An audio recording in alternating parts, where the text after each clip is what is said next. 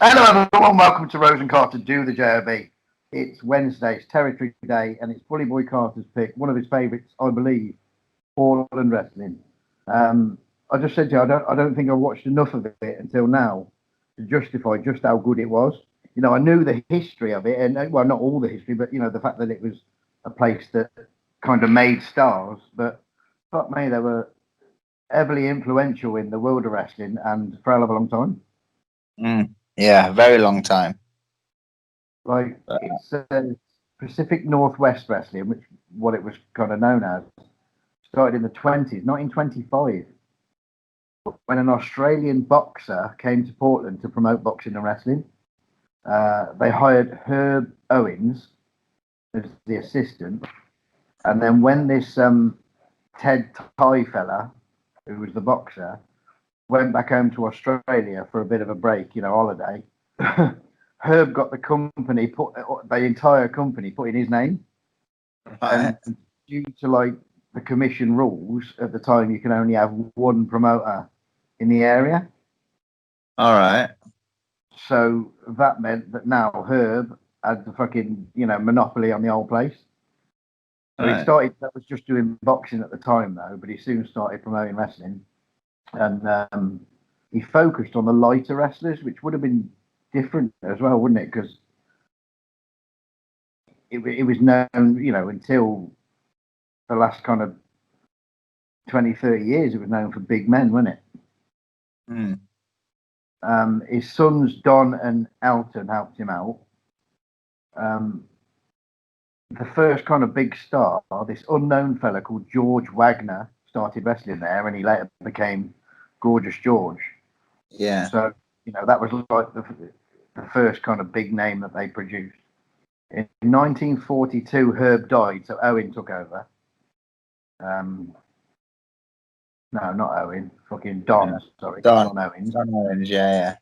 1948, the NWA was formed, and Don was a founder member. So right from the start, he was in the NWA.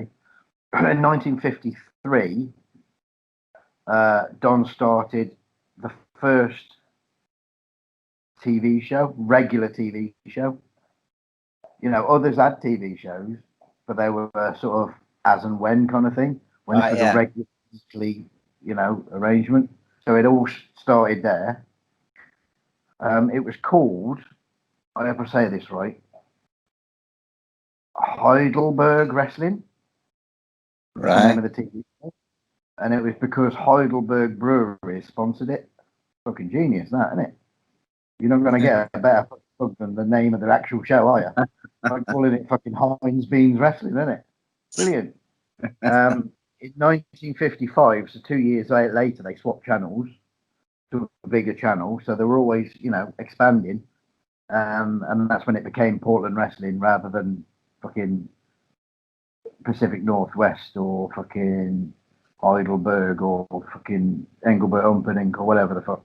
Uh, the 60s and 70s were the boom period, and it was a star maker's territory. 76 to 85, Buddy Rose drew more money in the area than any other wrestler.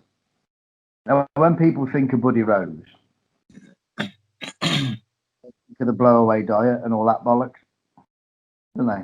You know what I mean? Mm. Like fucking jobbing on WWF TV, forgetting how fucking big he was in this area. Oh yeah, he was huge there. Right. 90s drew more money than any other wrestler. And you think of the people that have been through that area, 76 to 85 was a fucking big time for wrestling. And, you know, he drew more money than anyone else. In 1982 and 83, Rose wrestled in the WWF, but he still went back to Portland on his days off. By the late Right. 80s, Portland wrestling was struggling. There was new commission rules and that kind of thing, so they could let other people in. So rather than it just being them in the area, they'd let other people in, which kind of fucked them up a little bit. In 1987, Len Denton was booked as the first ever booker. It had always been done sort of in house before, but they brought a booker in to try and help out, and he brought different people in and tried to bring that star power back. In '91, their sponsor, who was like stereos and TVs and videos and that kind of thing for like fucking 30 years, the same sponsor, declared bankruptcy, so they lost money there. Right. In December of '91, after 38 years on TV, the TV was cancelled. So it was all fucking downhill from, the late 80s. Bit of shit luck there. Don Owens continued running until April of '92. So another like 4 or 5 months after the TV finished. But retired and sold his company to Sandy Barr, who was the referee. Yeah. Sandy then opened Championship Wrestling USA. Here's the fucking thing. So Sandy Barr's bought the promotion from Don Owens. He's bought Portland Wrestling, right? Why the fuck does he go and open Championship Wrestling USA? Why doesn't he just carry on Portland Wrestling, the established fucking wrestling promotion? Yeah, that's fucking bizarre, that, isn't it? Bought. Because the other dude's retired and finished and packed it in, so it's not like he's stepping on anyone's toes. If he'd have bought it from him it's like a token of goodwill. Thanks very much. We'll carry on running this. Yeah. But he's fucking. It's like buying fucking Tesco's and then opening a fucking tandoori takeaway, isn't it? Yeah. Challenges with the commission in Portland. Sandy Barr moved his shows to Washington, Vancouver, and Columbia River. So Portland Wrestling was now out of Portland. They got a late night TV and shit, but it just wasn't the same. I guess late night TV ain't gonna draw shit, is it? And that ran until just before Sandy Barr's death in June of '07. Matt Bourne was the booker in '96 there. There was a new Portland wrestling promotion that opened in the late 2000s. It was only short-lived, like 2007, 2008 or whatever. They had some kind of legal fucking issues and someone fucking money laundering or money scamming somehow, I don't know. But yeah, fucking hell of a long time. 25 to 91. The actual, Owens promotion. Owens family. Fucking long time, man. Yeah. So we watched the TV each. What year was yours, mate? My first one was from 19. Let me just check. Hang on. It was 23rd of January, 88. 88. Right, should I do mine first because it's 85? Yeah, I was going to do an earlier one because when I was watching a lot of territories over the past like couple of years, 2-3 years, I always looked for Portland from like the mid 80s. But I thought, because I've seen a lot of that stuff, so I'm going to go for a later one. Like I did with fucking Stampede, it turned out to be shocking, but this one was actually pretty good, so it was all right. Thought it back. Yeah, mine's from May the 21st, 1985, and it's kind of highlights of the 60th year of wrestling. So they started in 25, so this is 85.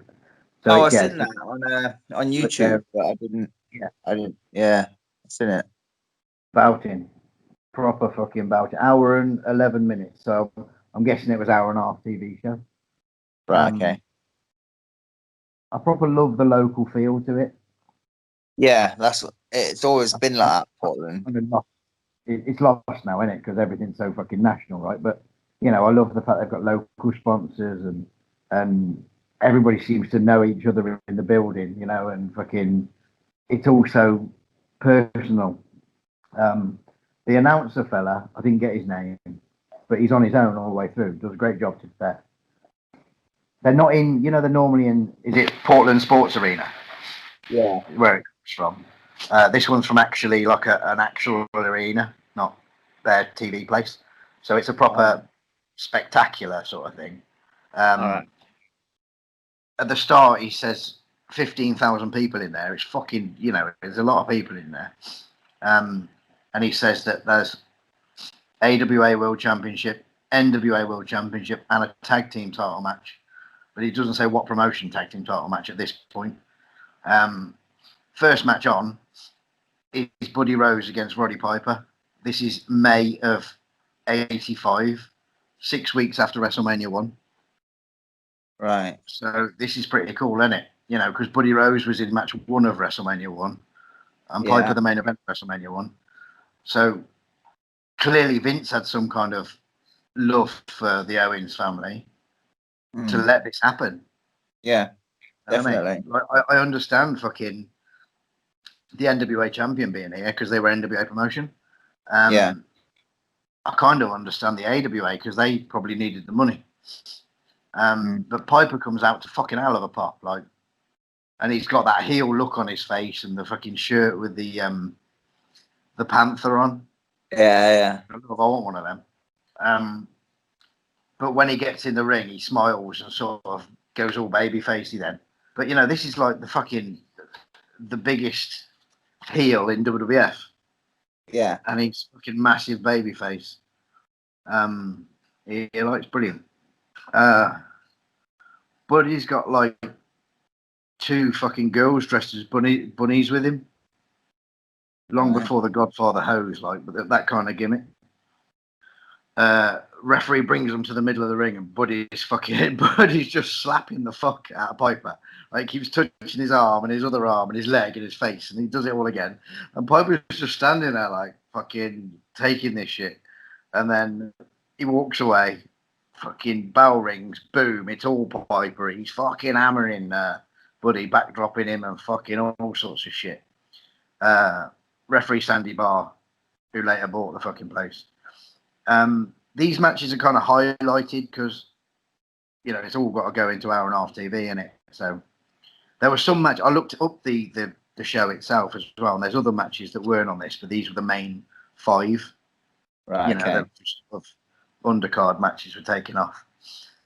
At some point, Buddy goes out the ring and he comes back in the ring and he's bleeding, but I didn't really see what did the blood thing. You know, what would have done, you know, been the effective blood thing. Fucking big bulldog from Piper. And it's possibly the most beautiful bulldog I've ever seen because they both land at the same time. Just one fucking cool. It was just fucking beautiful thing. It's simple things like that really please me. Rose backdrops Piper out the ring as he's fucking charging him. That's kind of the cut-off. Rose won't let him back in. He keeps fucking hammering him. He's out there for what seems like a day. Piper's selling's fucking brilliant. You know what I mean? He gives Buddy Rose plenty of time to sort of show out and be a villain. Roddy eyeballs Buddy on the apron, but Rose soon cuts him off.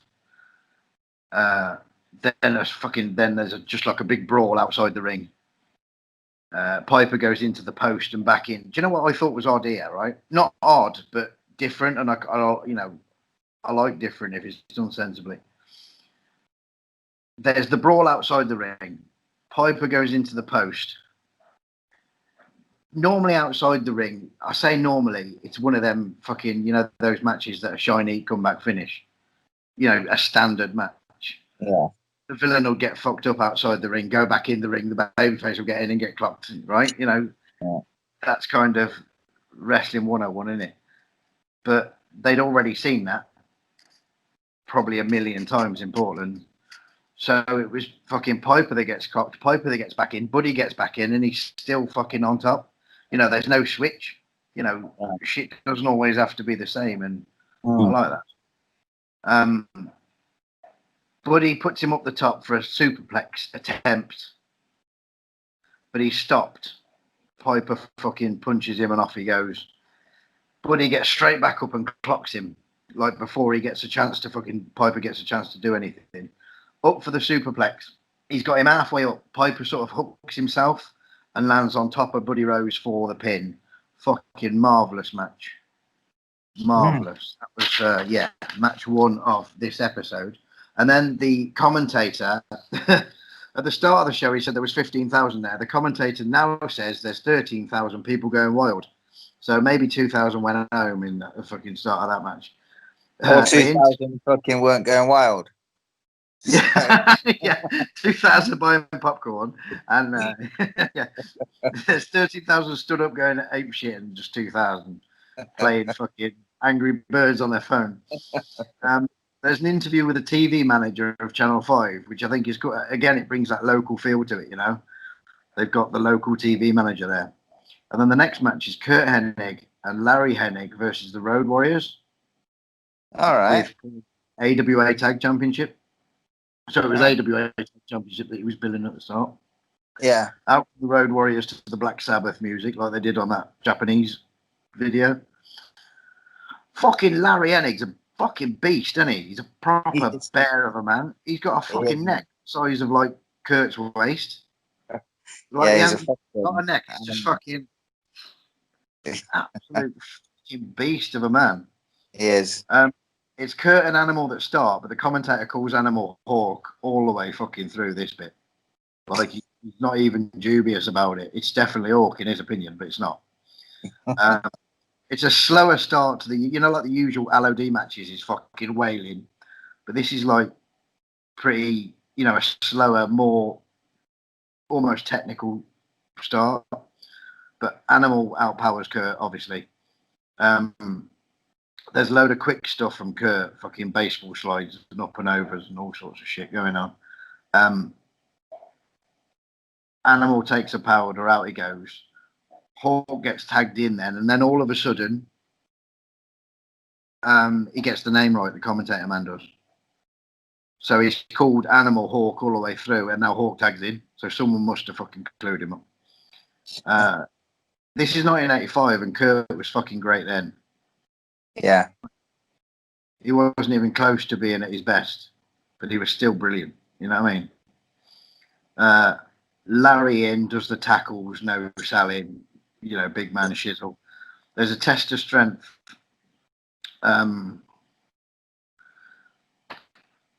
Hawk tries to kick him. He catches the kick, spins it round, and fucking punches him on the way back, which was lovely. Then there's a cut off, and then there's heat on Larry, which I thought was really odd because like Kurt's about fucking 12 years old, and Larry is like built like a fucking tank, and they're getting the heat on Larry, which I thought was odd at the time, but it kind of makes sense a little later on because they do heat again on Kurt, you know. So there's heat on Larry, comeback, tag, heat on Kurt. Then there's a hot tag to Larry after Kurt's heat.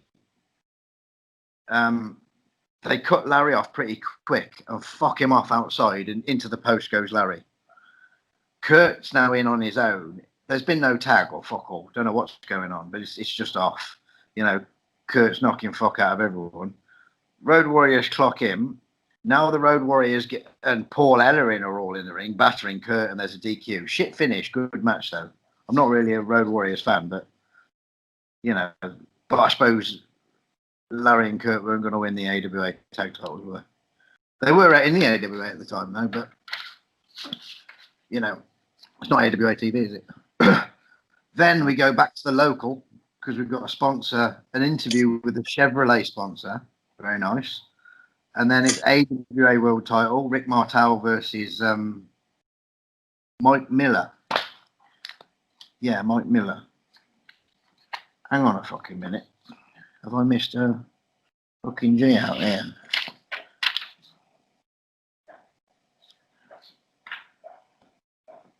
Yeah, I have. I'll go back to that in a minute. Right, so he interviews Mike Miller, and then we've got AWA World Title. Mike Miller I've seen. Mike Miller did Memphis. That's the only other time I've seen Mike Miller. He's the Pacific Northwest champion, is Mike Miller, so it makes sense why he's number one contender for the AWA. Kind of wrestling exchanges at the start. Martel gets cut off. There's not a lot to this one. It's pretty short, to be fair. Or the highlights are pretty short. A shitload of fire from Rick Martel. Rick misses the drop kick. And towards the finish, fucking Rick Martel pile drivers Mike Miller, and you think, oh, that's game over now because they've been fired, pile driver, job done. Mike Miller kicks out of this fucking pile driver, right? And then cuts Rick Martel off as if fuck all's happened. Like, he's like the bastard Undertaker. He's fucking, he's like, no sell shit. He's not giving a fuck. Puts Martel in the Boston Crab. But Martel flips him over, cuts him off again, puts him in another Boston Crab, which just happens to be Martel's finished as well. They do the flip over again, but this time fucking Mike Miller lands right on his fucking ear. Boink. But Mike Miller, being the Undertaker, gets straight back up, don't give a fuck. Goes to pick up Rick Martel, small package done. I missed the match out here because my pages got stuck. I'll go back to that one, which was Sergeant Slaughter against Kendo Nagasaki. All right, okay. The Japanese Kendo Nagasaki, not the not the Kendo. Yeah. Not the Kendo Nagasaki. I wonder which one came first. I would have thought the English one, but yeah, I think I'm not too sure. Definitely the 60s Nagas was around, wasn't he? Yeah, I'd definitely say the English one, going on their ages and stuff. I know the Japanese one recently passed away, didn't he? Not that long ago. But I can't remember how old they said he was. But I'd have said our one. Right, so bore Slaughter match, there's an interview with local sponsor, Tom Peterson, who says, "How many people are here? 10,000?" Another 3 gone. Fucking smaller, aren't they? By this point he's been the sponsor for 20 years, so you know they've got it nailed, haven't they? Let's be fair. So Sergeant Slaughter against Kendo Nagasaki. There's a manager type man with Nagasaki, but don't quite know who he is at this point. And then when I find out his name, I still don't fucking know who he is. The USA chance is fucking easy money, ain't it? You got a Japanese fella against an American. You know, in '85, there's bound to be USA's going on, isn't there? Slaughter takes an age to get in the ring because he's saying hello to quite literally all of the 10,000, 13,000, 12,000 people that are in the building. Nagasaki does the mist thing, which I love. I love that fucking mist squirting, you know, great mood to shit. There's a load of kick exchanges early on, you know, one no sells it, the other no sells it, and then fucking, you know, there's a knee. Fucking Sergeant sort of fires up like fuck, and he's bouncing the shit out of Nagasaki. Military press. Here we find out the manager's name is Harishi, which to me sounds like some kind of dipping sauce, not dicking sauce, dipping sauce. Reverse of the whip on Slaughter. Slaughter goes in and does that fucking front bump out the ring. Oh, amazing. Yeah. Fucking brilliant. How he does it, I wouldn't know. Boing, straight out, lands on his fucking darb on the concrete. Slaughter's outside the ring for a long time. Kendo keeps going out after him. After about 3 or 4 minutes of battering, Slaughter rolls back in the ring and Nagasaki takes his arm, which I thought was odd because now it's like, you know, he's hit him with all sorts of shit and pushed him into stuff and the side of the ring and the fucking post and all sorts of bollocks. And now he's back in and got his arm.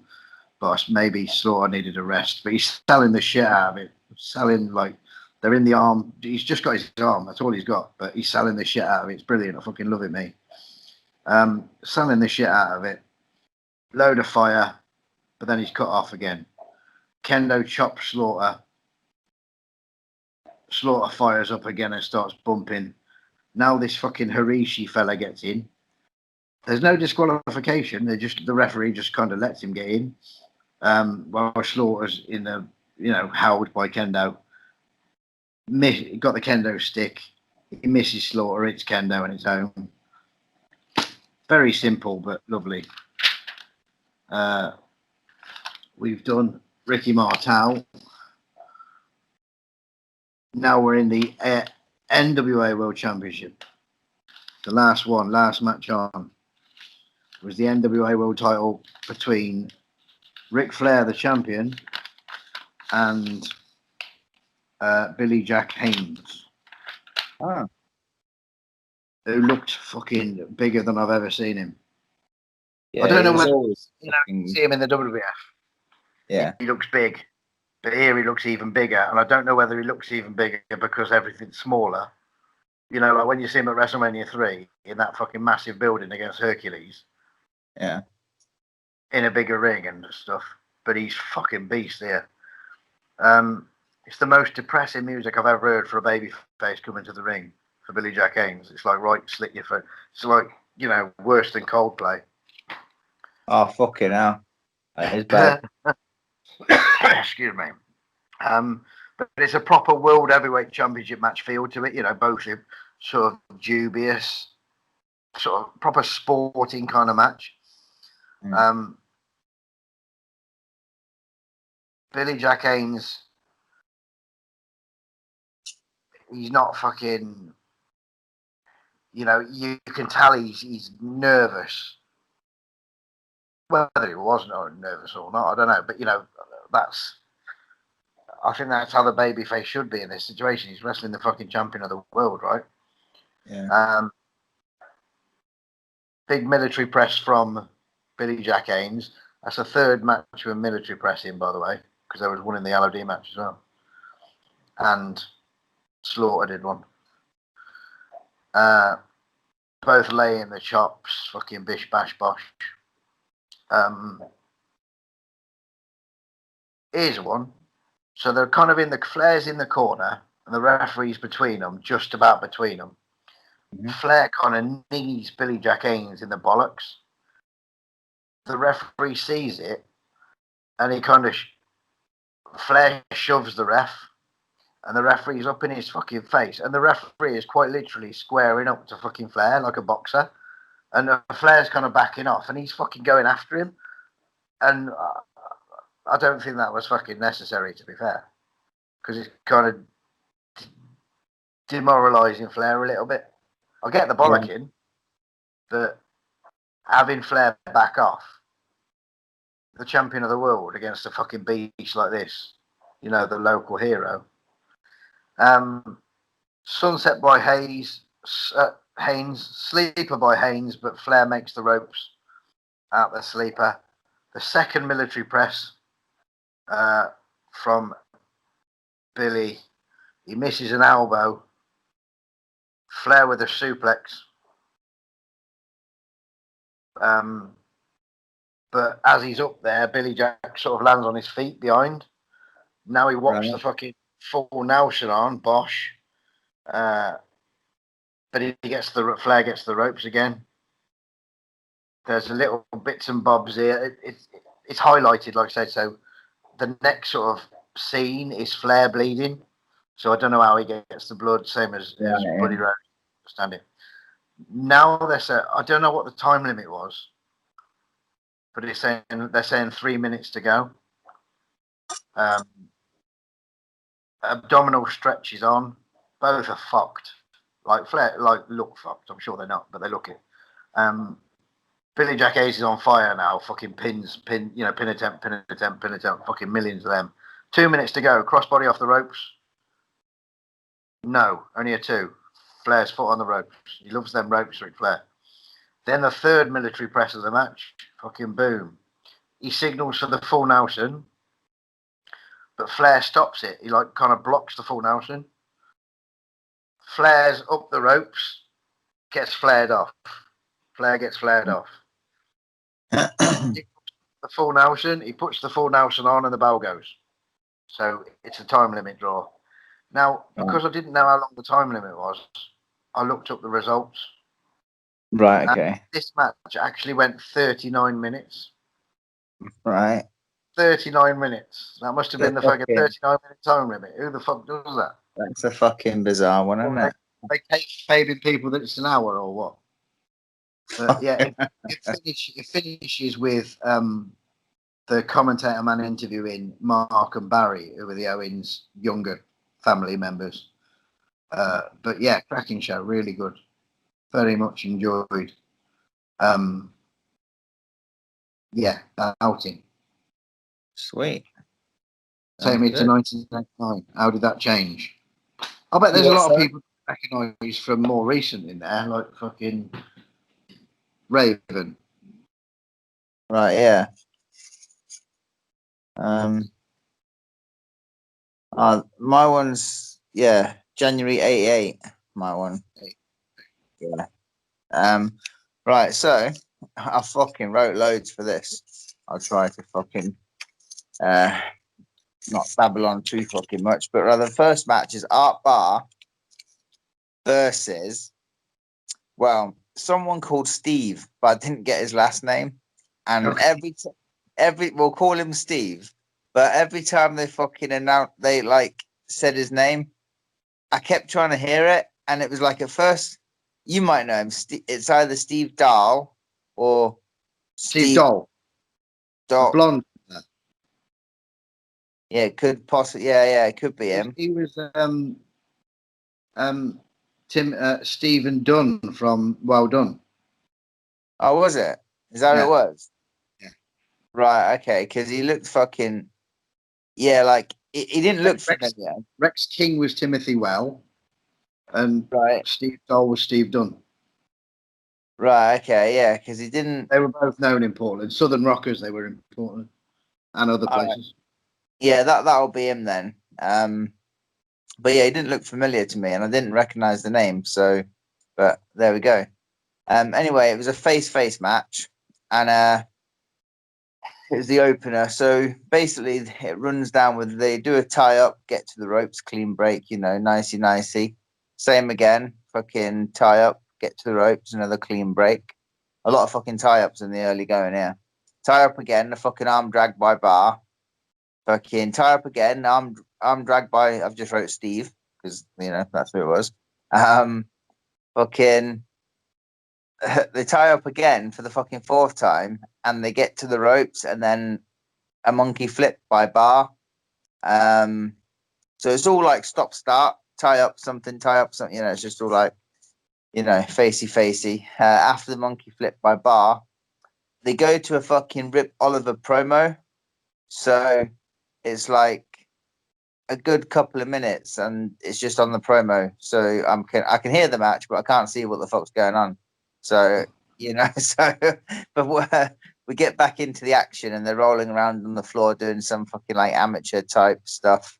And then they work up into a headlock. So Bar's got the headlock on, shoots, gets shot off the ropes, come back, and fucking Steve goes for the hip toss, but it's blocked, and fucking Steve gets hip tossed. Same situation again, but the opposite way around. So fucking it's Bar getting hip tossed the second time.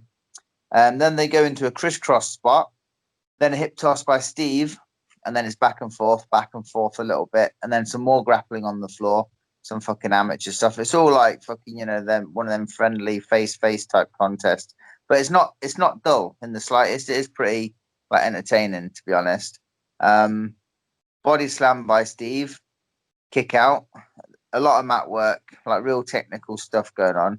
Like no heat as such, because it's literally just back and forth between two faces. They go into they exchange some pins and everything, and then just as they're like exchanging pins towards the end of the match, fucking referee announces it's like time limit. I didn't hear a bell, but like it's quite weird because I thought I'd missed something because the wrestling, and then all of a sudden once they break, the fucking referee just comes up. Like I didn't hear like the bell, but then he just raises both of their hands. Like I think it was a 10-minute draw, like because it was about I think that was about the 15, 16-minute mark, and there was a lot of fucking talking before the first match. So I'd say it was 10-minute. Like, but yeah, One of them 39-minute time limits. yeah. Well, maybe that actually Fucking went. Art Bar was amazing. Yeah, it was very good. Producer and Love Machine in Mexico and that. Brilliant. Yeah, I've seen quite a bit of him, to be fair. The next one, match number 2, is a one of them foreign gimmicks. Abu Dean, yeah. that's the fucker. Him against Coco Samoa. Okay. Did he have no shoes on? Sounds like he's got no shoes on. I don't actually remember. He was the typical fucking Samoan though. Like this was 88. I could be wrong, but there was a lot of similarities between him and CV Affy. So I don't know if it was actually him. The quality I know CV Affy did Portland though, so it might be. Like they brought CV Affy in to be Snooker when WF didn't have a Snooker. Yeah. They might have brought Coco Samoa in when he was in WWF. Right. Because Yeah. he would have been in WWF then, wouldn't he? 88. CV Affy. Yeah. It did look like him, and he done a promo later on. But I couldn't understand the fucking word he was going on about. To be fair, but yeah, I don't know if it was CV Affy, but like I said, the quality is a bit shit, so I couldn't really get a proper look at his face. But it looked like him to me, but I could be wrong. But anyway, um, yeah, they start off with Dean fucking trying to buckle Coco on the head, but well, he rams him into the buckle, but with them fucking Samoans not affecting the fucking noggin, so he's just like no sell, no Oh, sell, no. yeah, no sells that. Fucking Coco's in control briefly, whips Dean to the corner, and then runs at Dean, but he moves and fucking Coco Samoa hits the corner, and that starts the heat there. And then there's a little run spot where it's quite funny actually. They go into like a little fucking sequence, and then there's a spot where Dean, like Abu Dean, is meant to throw him over the top rope. It don't actually fucking pan out the way they wanted it to, and he just throws him into the fucking rope and springs him back like a catapult. And then he's like, okay, yeah, you didn't end up where the fuck I wanted you to end up. Picks him up and just throws him through the fucking ropes to the outside. So, he got there in the end, but just took a little fucking detour. But they got there. We're not, yeah.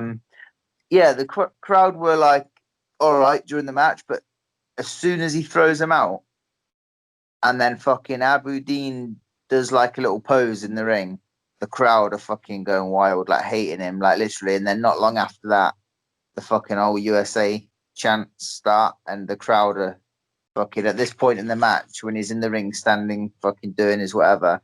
The crowd are hating him, so job well done, really.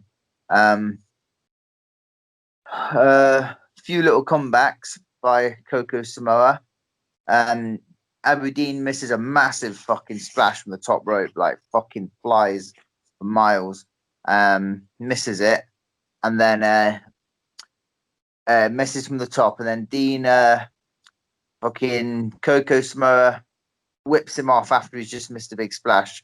Switches the whip, and then fucking Aberdeen goes down for the fucking back body drop, and then Coco Samoa just fucking double axe handles him on the neck as he's fucking bent over. He fucking bumps backwards, and then like Coco Samoa runs up and like hooks the legs and then like bridges over them, like for the fucking yeah. That was a finish. It was pretty decent to be fair. Yeah, I thought it was a decent match. Bar that little fucking error where he throws him into the ropes, but like generally, no, it was a good match. I enjoyed it. To be fair. Yeah, it was all right. The third match though was well, this one's a fucking experience. So it's Rip Oliver against Brian Adams, who goes by the American Ninja name. Okay. And was he dressed like a ninja, or was it still just Brian Adams?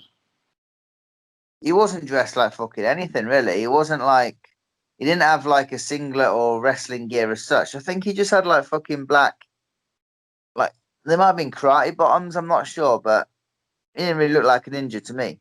But this was '88, and I don't know if you ever watched the film The American Ninja, like a fucking one from back in the '80s, and I think that came out in like maybe '85, '86 at a guess.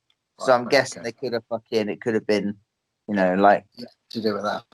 Yeah, that's what I'm thinking anyway. So Oliver's in the ring, and fucking the announcer's like, it was Don Owens doing the announcing actually, and he's like, Oliver wants to. He says he's got a couple of sons or something that he wants to fucking impress or show them fucking something to do with amateur wrestling. So he's like, he wants to like impress his sons or whatever. So he says Oliver's fucking.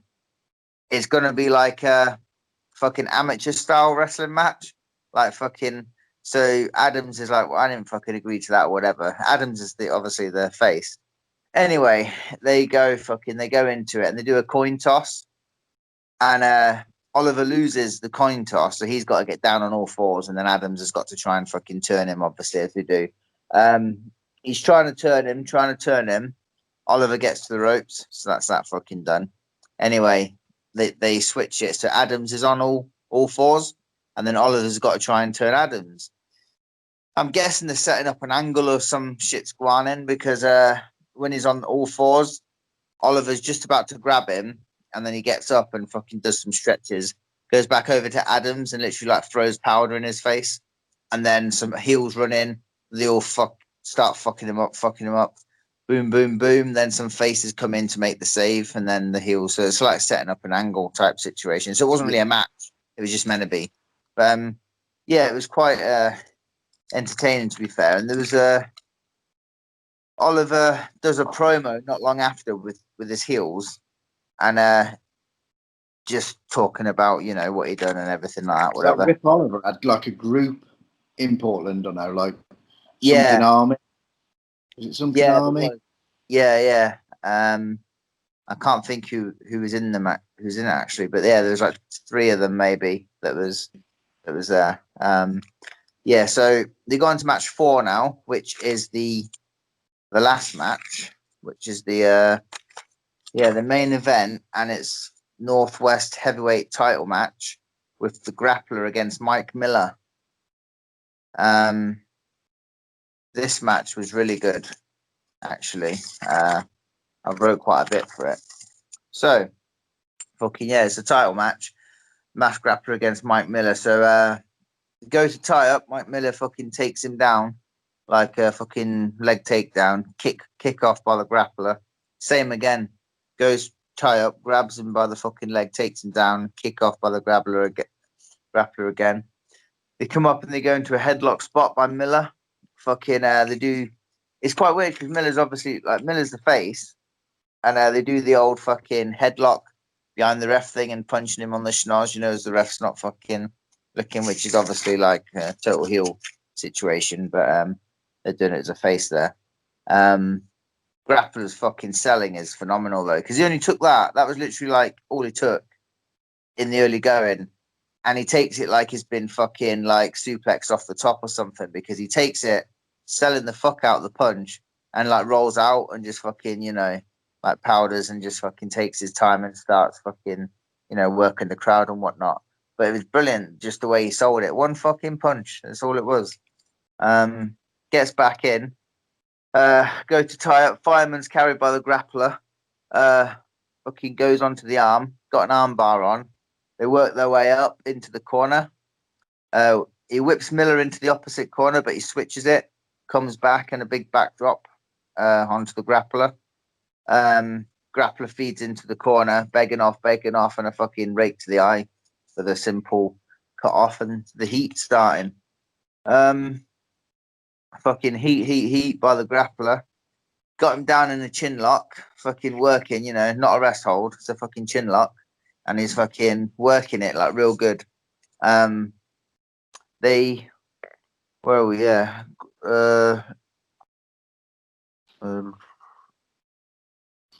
yeah. So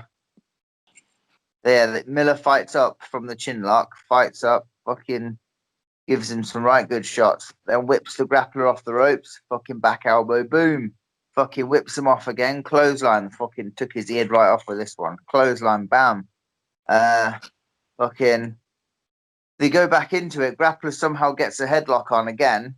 Fucking Miller shoots him off. Fucking KOs the ref. Bam. Fucking ref's down. Then he whips him off and puts the grappler in a bear hug.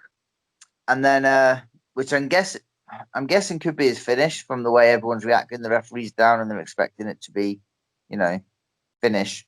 But next thing happens, Avalanche, big dude. Big. Is that PN News? I'm not actually sure because the fucking quality weren't all that great, but it could. Yeah, I'm sure he was Avalanche was PN News in Portland. Right. Well, it's him anyway, who's obviously one of Grappler's buddies. He's got the old fucking. You've heard of a loaded fucking glove, but he's got the loaded headgear on, like a fucking, like a amateur style fucking Okay. headgear, but it's like loaded. So he's literally in. He puts it on his fucking bonds, fucking runs up behind Miller as he's got the bear hug on, and fucking just headbutts him right in the fucking spinach. Down he goes. I thought that was going to be the finish as the referee's fucking coming to now. But the assassin comes in, face assassin, comes in and tells the referee that Avalanche is hiding under the ring. There's a big schmoz with the faces and the heels now as fucking the referee spotted Avalanche or whatever. They're in the ring, but then the heels like fuck off to the back. And then it's like a DQ. Miller goes over via DQ. It was really like fucking really entertaining match, to be fair. I'm just trying to see what I've put down there. Oh yeah. So there's some faces like after that, there's like some faces promos. And I really like how they're doing the promos because you might have like 3 or 4 like faces doing a promo in the back. They're not all together, but they're there. And like one of them will do his like say some words and then he'll fuck off and then someone else will come in. And I think they've done it earlier with some heels as well, like 3 or 4. You'd think they're a group, but like it's just kind of like the interviewers like fucking going through like a few different people, like getting some words from them. I think it's quite a good like concept, to be fair. You get like 3 or 4 faces. Yeah, it's different to having one come in and go in and then another come in. Yeah. They're all there kind of like waiting their turn type thing to just say what they want to say. This was 88, you said this. Len Denton was the booker from 87. Yeah. And he's the grappler, isn't he? So yeah, that's what I was thinking earlier. I wasn't 100% sure it was him, but it's got to be because when you were saying his work, isn't it? You are sorry. This is all his work. Yeah, but this and he's not putting himself over. No, but the fucking show though, I thought it might be a bit shit because I've watched a lot of Portland, but probably not this late, like 88. But this was a fucking good show, and I don't think it was like. It wasn't meant to be like a fucking WrestleMania type show, but I think a lot of the shit that was going on was to build to bigger things. Like, you know what I mean? Because they were always shows that aren't on TV. You're sorry? And to sell tickets to shows that aren't on TV, where you will get your WrestleMania style matches. Yeah, because they were promoting a show coming up, I think, which might have been. See, this was January. I think they were promoting a show in February, and they were promoting like a fucking coal miner's glove match and this match and this match and stuff. So they were like building towards it. But I think it was really good. Like, you know, it was only like an hour, 2 minutes, but very, very entertaining. And I loved it, to be fair. Brilliant.